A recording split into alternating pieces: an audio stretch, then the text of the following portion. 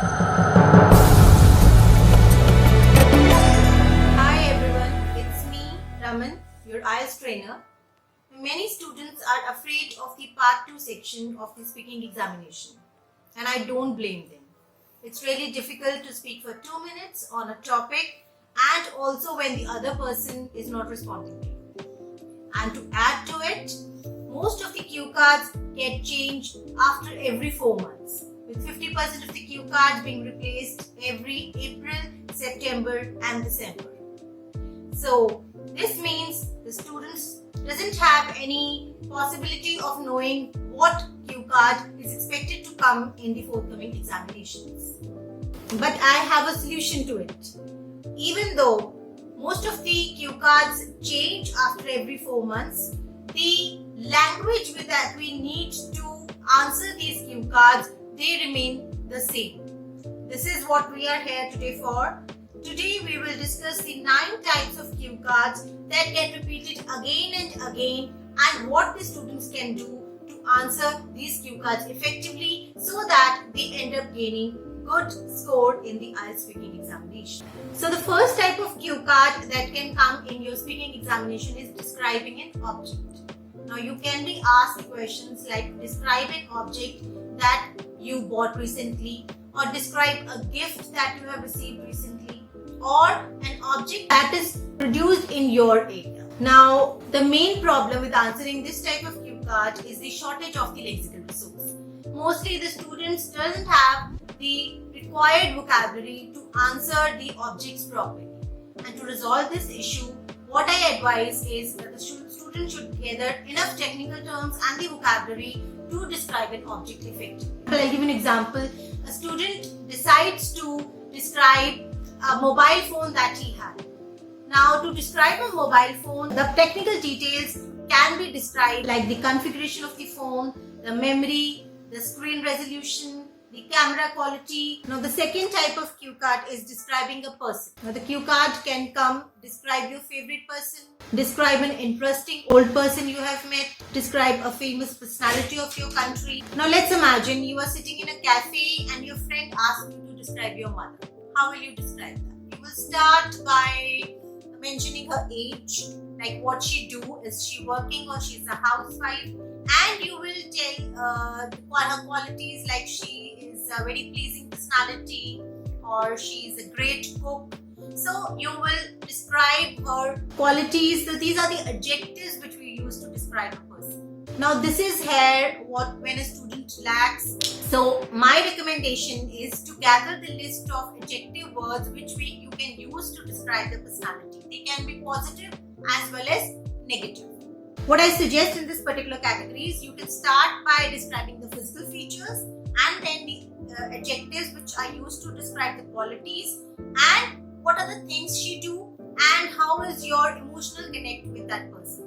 How do you feel when you spend time with your mother or the person who is asked in the cue card. Now the third type of the cue card is describing an event. Now you can be asked to describe an important occasion that you have attended, a party that you have attended, a public event that you have attended, or a party that you organized and later attended. Now for such type of cue cards, the most important thing to keep into consideration is that the student should answer this question in the past tense, because this event has happened in the past. And you should start by giving a context to the story, add the details and form it in the form of a storyline.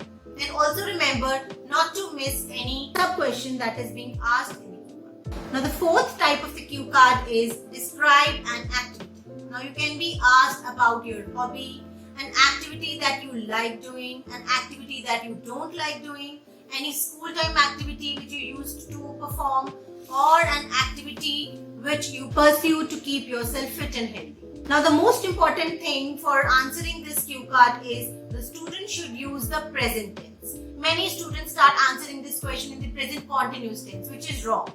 And the second important thing is you should develop a story. You can start by how you started with this activity, how you are presently pursuing this activity, and how you feel while performing this activity. So this will help you gather enough ideas and will fill your 2 minutes time.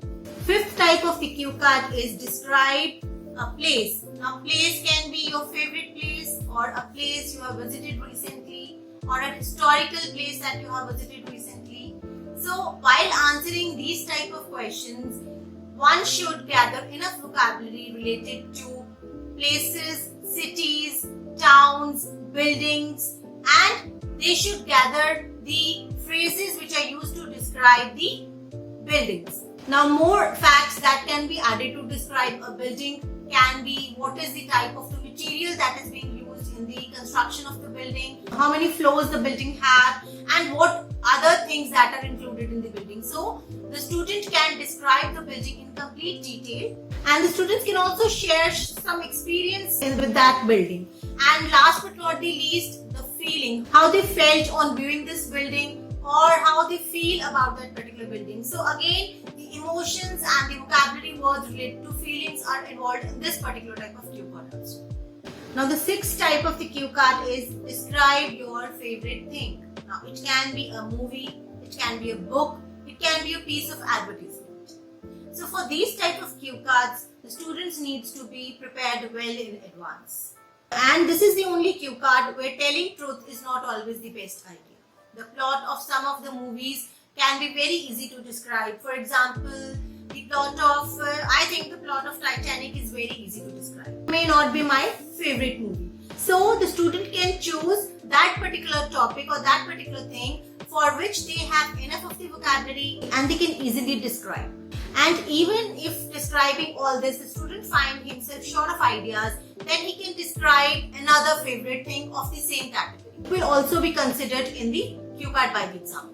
The seventh type of the cue card is describing a cloth, and you can be asked to describe about your favorite clothing piece, or the uniform that you have worn during your school days, or any traditional piece of clothing that you have worn on any special occasion. Now, I think this cue card tests your imagination and it enables you to describe your piece of clothing. It can be a traditional, it can be uniform in your own terms, and how you describe that, how you relate to that, and what experiences you have when you have worn that piece of clothing, how it has given you good experience or bad experiences. So the whole idea is to share everything about that clothing piece. The eighth type of cue card is describing a habit. Now, you can be asked to describe about something that helps you relax, or describe something that helps you keep fit and healthy. Now, these cue cards should be answered in the present tense. And many students have problems answering this type of cue card because they end up answering the questions in the continuous tense. So here you will lose your marks. So the student should take care to answer these questions in the present tense.